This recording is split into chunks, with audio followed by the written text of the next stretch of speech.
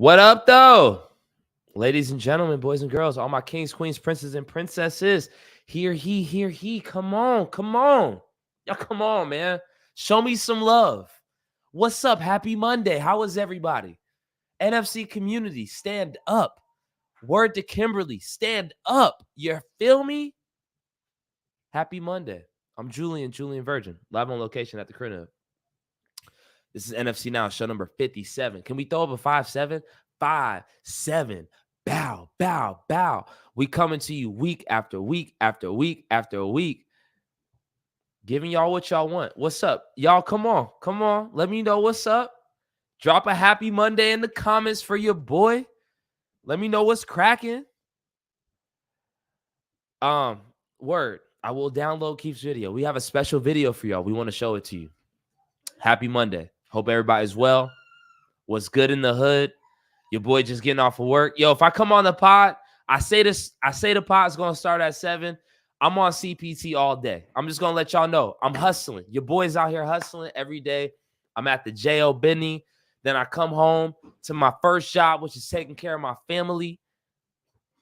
I didn't even eat dinner yet. Yo, I got the plate sitting right here. Look at that. You see the Korean fried chicken with the rice? I ain't even eat yet, man. But I was like, let me get on this podcast. Let me holler at the people.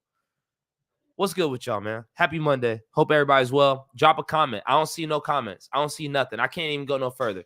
I need a happy Monday in the comments right now, man. Y'all got to make me feel good.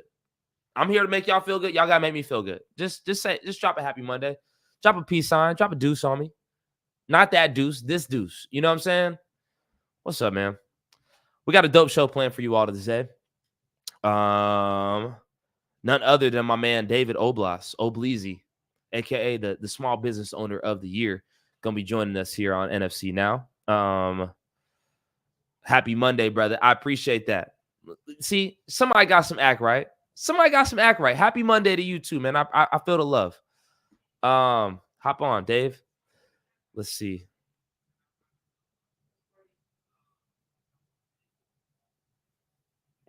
That's my man Gordy that said that. Shout out to you, Gordy. What up, Gordy? Ooh, and look, on cue. No, you good. No. David Oblas, ladies and gentlemen.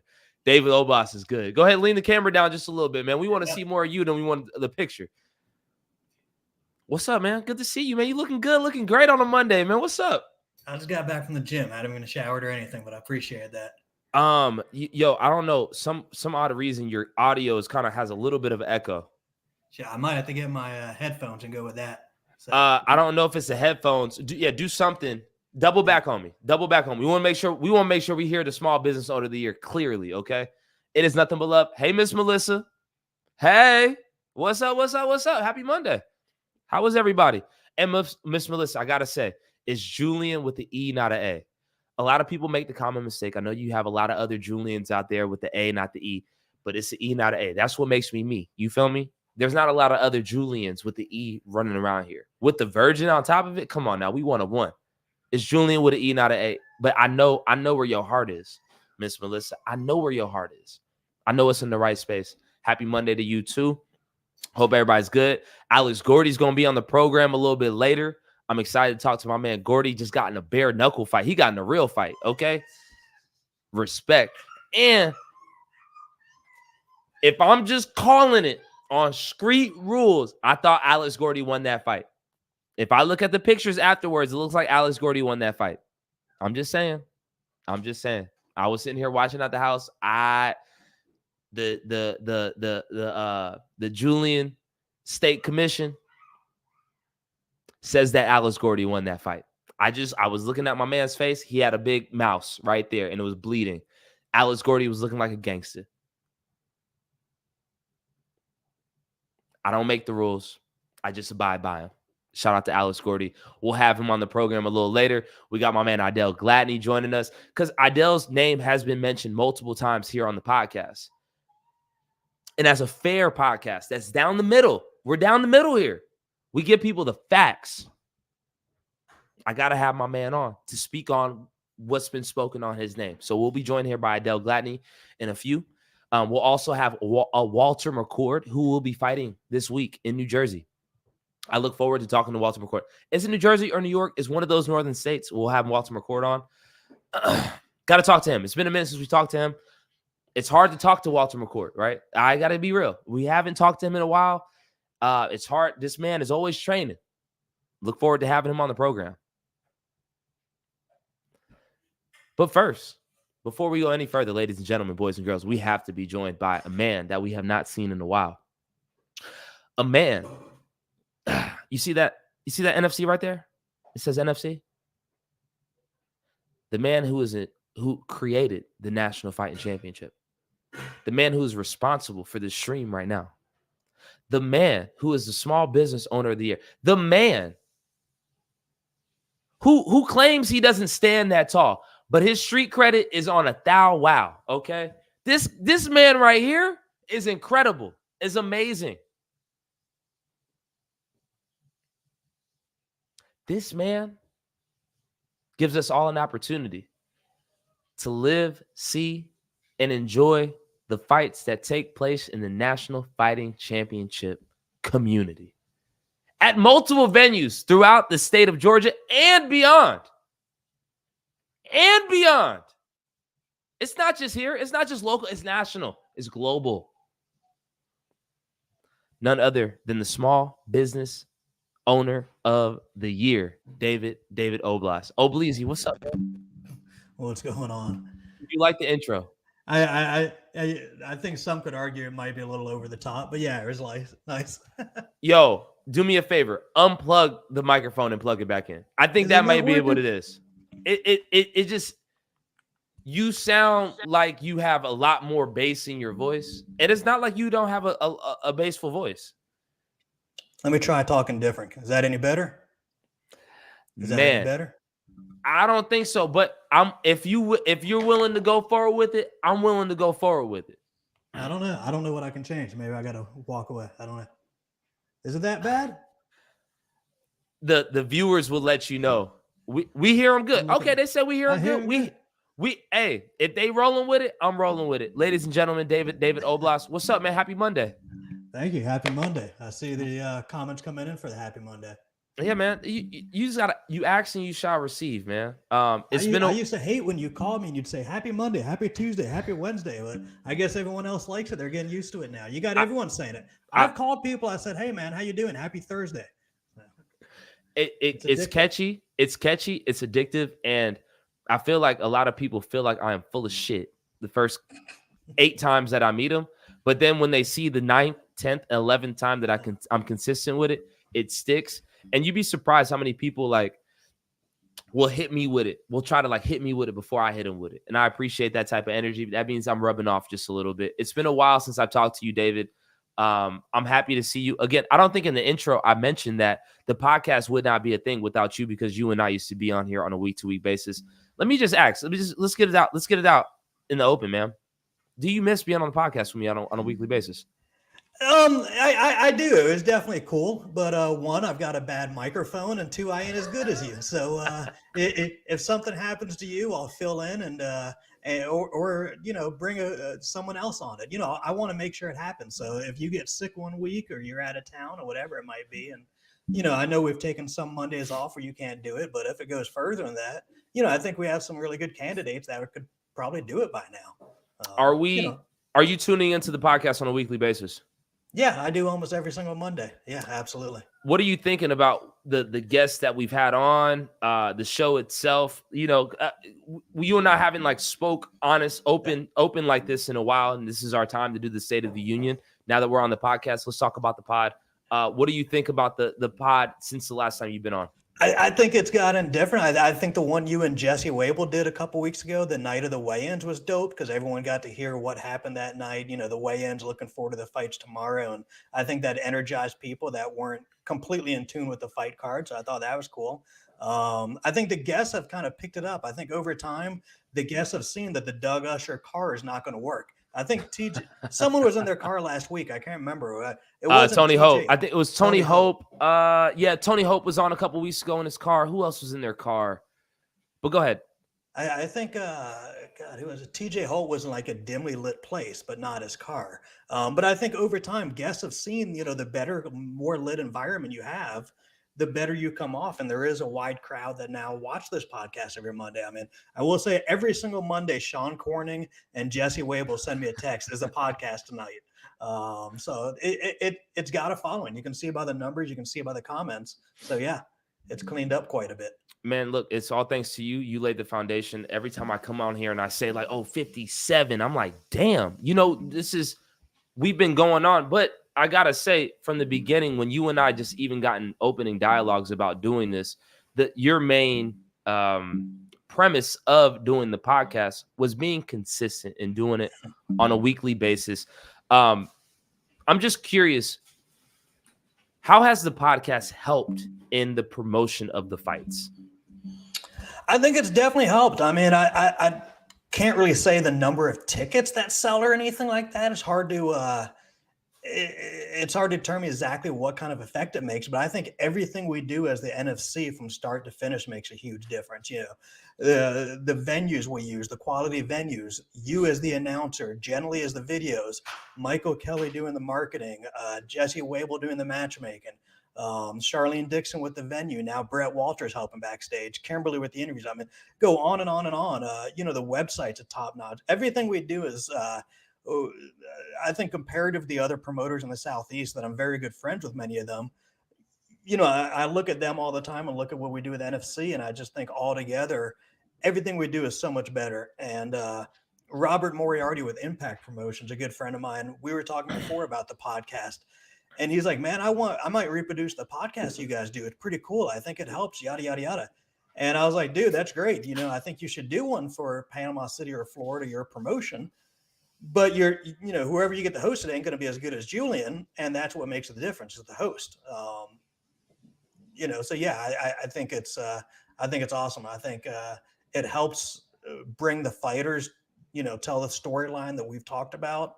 For so many fighters, it helps tell their storyline. Wable does a good job breaking down the fights and letting people know which ones to look at. I think what you guys did the night of the weigh-ins was great.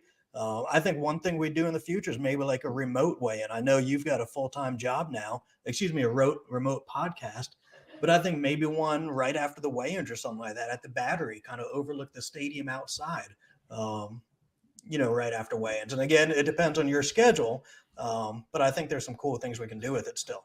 We can definitely make that happen. Now, you've been doing this for 21 years. Is it 21 years now? Is it the 21st anniversary? What's up? June 26, 2002. So I think next June we'll make 22 years. We're at 21 right now. Now, when you just look at that bald. Shout out to you, man. Shout out to you. But you've been doing this for a minute. You long and strong in the game. You talked about all the other components to the National Fighting Championship. Right now, where the NFC is this the strongest it's ever been? I think so. I was talking to someone about that over the weekend at a brewery while I have some beers. Everything we do from, the main thing I'll point out is the venues. The venues are the strongest we've ever had. I'm looking at another one right now. I'm actually looking when we start bare knuckle, what venue we can do larger than what we have. That's what I'm trying to figure out in April, May next year. But I think between everything we have, this is absolutely the strongest the NFC has been. And I was trying to tell someone the other day, based on ticket sales and how many people we bring and the amount of money the fighters make off ticket sales, not what they can make, but the actual checks I'm writing them for their percentages is higher than it's ever been. Our average venue is probably about 900 people right now. Sometimes 1,000 if we push it. Compared to center stage, no one ever sold out center stage, but us at NFC. No one ever sold it out that it was ever there, and that was about 820. So when you look at what we're doing now, 900 or 1,000, it's selling out center stage every single show, plus another 200 people, which is far and better than it's ever been. We've been on this podcast before, and we talked about just where you've came from on, in those 21 years and kind of how this has progressed. Now, just you saying, hey, this is the best the NFC has been. How does that make you feel? I mean, great, because I started this company because I was a fan. I was an inspector with the Georgia Athletic Commission after I graduated Auburn from 2000 to 2002, and I went to all fights in Georgia, and back then it was only boxing, and every one of them sucked. I saw rings collapse. I saw ambulances leave and never come back, so the event was canceled. I saw every boxing match end in, a 60-second knockout, and I was like, I can do better than this. I just want to do better as a fan. And 21 years later, I'm still doing it. And there's always competition to us in Atlanta. There is right now. I mean, I think without there's competition. They're not, I don't want to talk shit. I'll let them do that. But I've tried not to for a year now. So there's always going to be competition to us. But we've always come out on top. And I don't mean that as a bad thing, but just not only the venues, but the creativity. I think the venues, the matchmaking, the creativity. I don't think anyone compares to what we're doing creative side. You only look the last couple months, we've had 2 Halloween fight nights. No one else really does a Halloween fight night and does bonuses for the fighters, the ring car girls, the staff, the fans. Even other shows I saw going on, they didn't do Halloween themed, which I thought was ridiculous. Now we've got the Toys for Tots fight night coming up December 8th.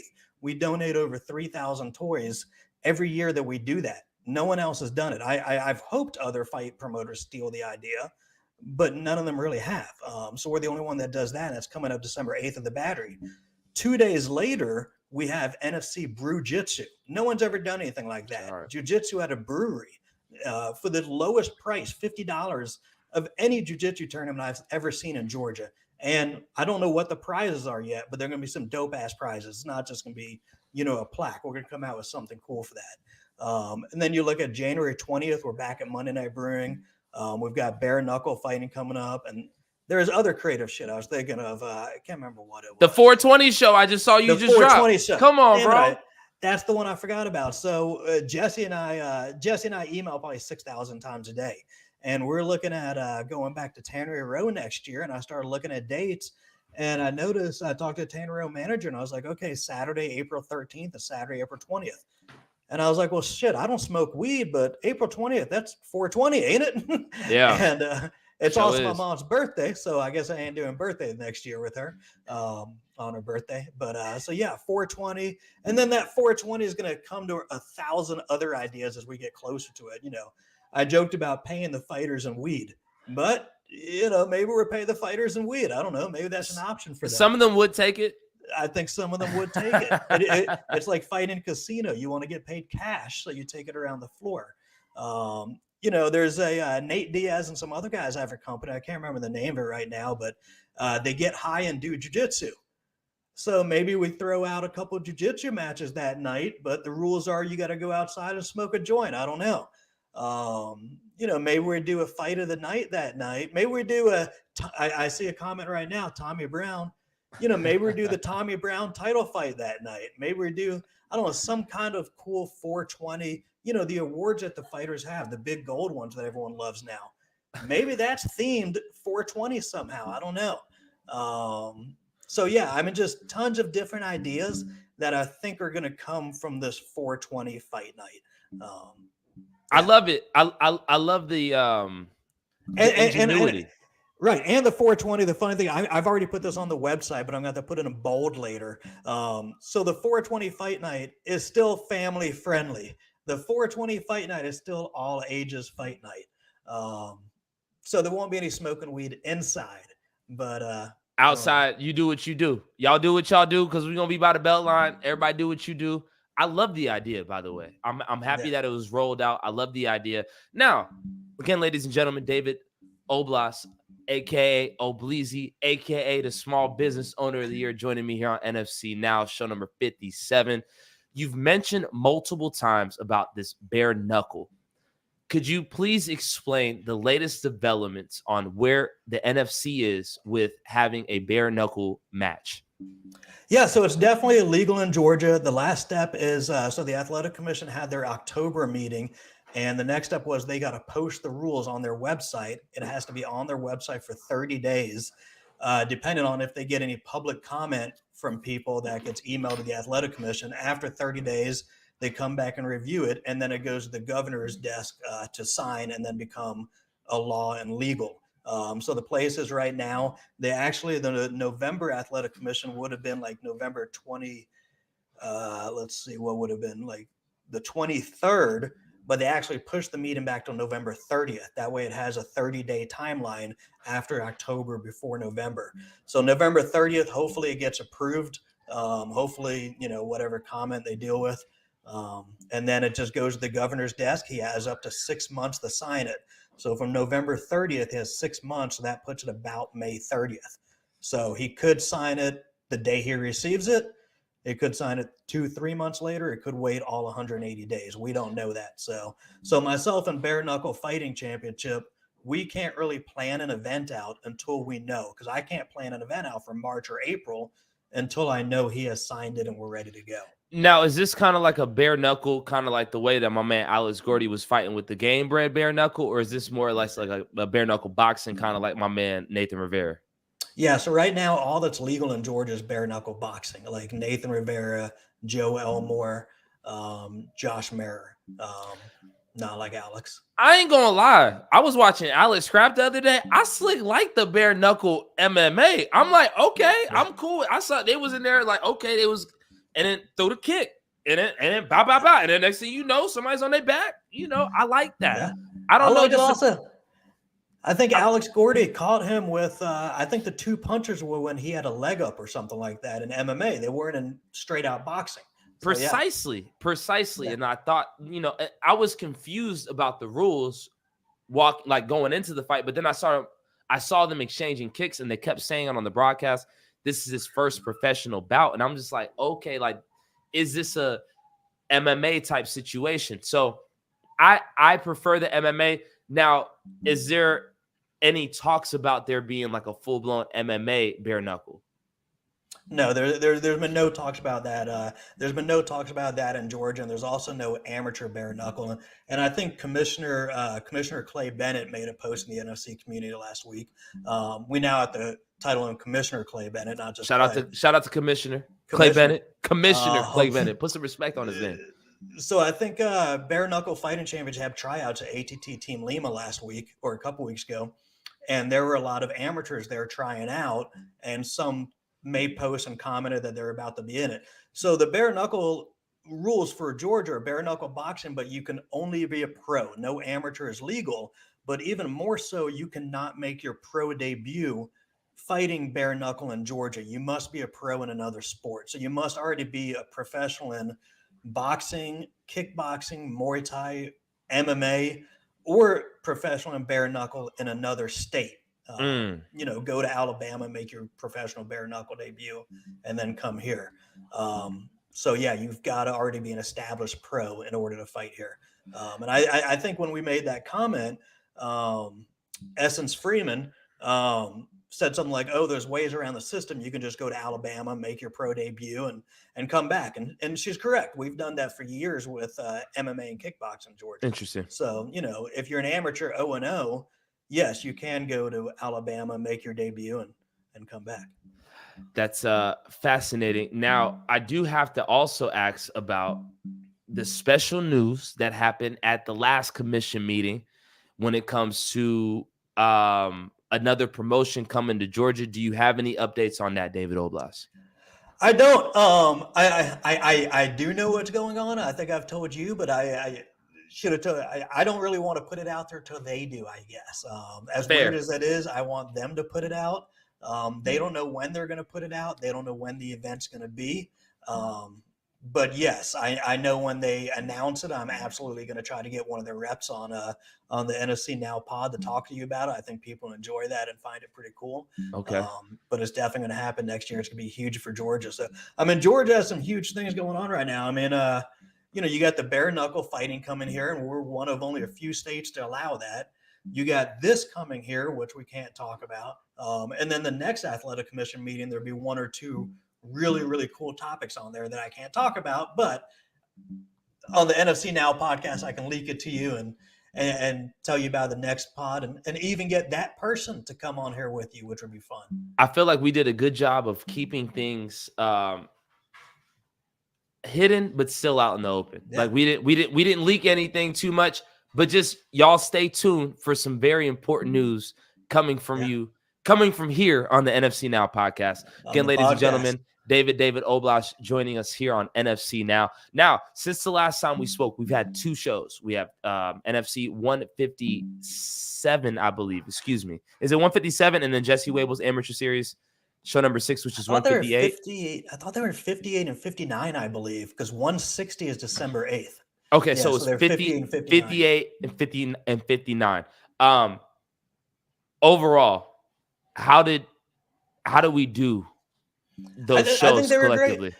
The first show, October 14th, was kind of thrown together. I think I went over this before. It was kind of thrown together because the second show, the second October 20th Halloween show, Jesse had it packed out a month before time, 5-6 weeks ahead of time. He's like, dude, we're at 17 fights. We can't add anymore. So we talked about what to do. And Tanner said, hey, we need all the events that we can get. We'll take you every single weekend. You can leave the cage here. And that's when the brain started working. I was like, well, damn, if we can leave the cage there, everything there, that's 90% of the job. That's the pain in the ass. So let's do 2 events back to back. So October 14th started out slow, but I think still ended up with like 500 or 550 in the building.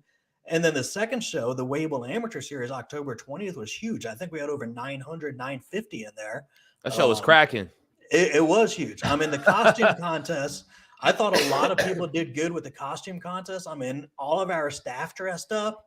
A lot of the fans dressed up. A lot of the fighters dressed up. We did the team trophy. SPG Buford won the first ever team trophy that we came out with for like, multiple guys in their corner and the fighter walking out. So again, just creativity that I don't think anyone else does out there. I gotta say, man, you won though. Let's keep it a buck. Like you won between the 14th with the. Yeah, I guess on the 14th I was Deion Sanders. Got the hoodie, the sunglasses, the big gold chain, and the Colorado hat. So did that for October 14th, and then October 20th I was Oompa Loompa, which is not a very difficult outfit for me to pull off. I'm basically Oompa Loompa every day. But did the orange face, bought the outfit, and that'll go in the closet. And I think it was so good, maybe I'll actually wear it next year. I'm kind of just rambling as I wait for our host, Dr. J. Julian, to come back on. Hopefully the whole show didn't freeze. Hopefully it's just Julian. I guess I see a couple comments, Oompa Loompa. But yeah, it was funny when I came out with the Oompa Loompa outfit until I started talking to people backstage, talking to fighters and trainers backstage. They didn't even know it was me. They didn't even recognize it was me at first, which I don't know who they did think it was. I guess it's now just me. Hopefully Julian comes on in a minute. I think he just said 1 second, Dave. So now it's back to my show, the Dave Oblas NFC Now Show. Julian has been fired from the show. We still in here? No, man. Here? My bad. Yo, I don't look. Hey, look. By hook or crook, we gonna do NFC now. I don't know generally coming out to fix it to you the whole time. You good? But yes, the Oompa Loompa outfit was good. It was funny when I saw you at the beginning of the show. I was like, I don't want to be rude, but what are you dressed up as? Just, I didn't know if you dressed up as a robber or something like that. You were just a good-looking guy in a suit. That's what I'm saying. Look, when people ask me what I was dressed up as, I was dressed up as him because I'm him. I just dressed up, and when I look good, you feel me? I was in the full-blown suit. I was cleaner than the Board of Health, and we was out there. We did what we were supposed to do, and that's that, man. You know what I'm saying? But it's nothing but love. I thought you – we on the pod. Let me see. I'm hooking up my computer again. Y'all give me a second. I see you in there. Yeah, let me get right. You know what I'm saying? We back in the game. Ooh, all angles. What's up, y'all? All right, I'm off of here. Let me get up out of here.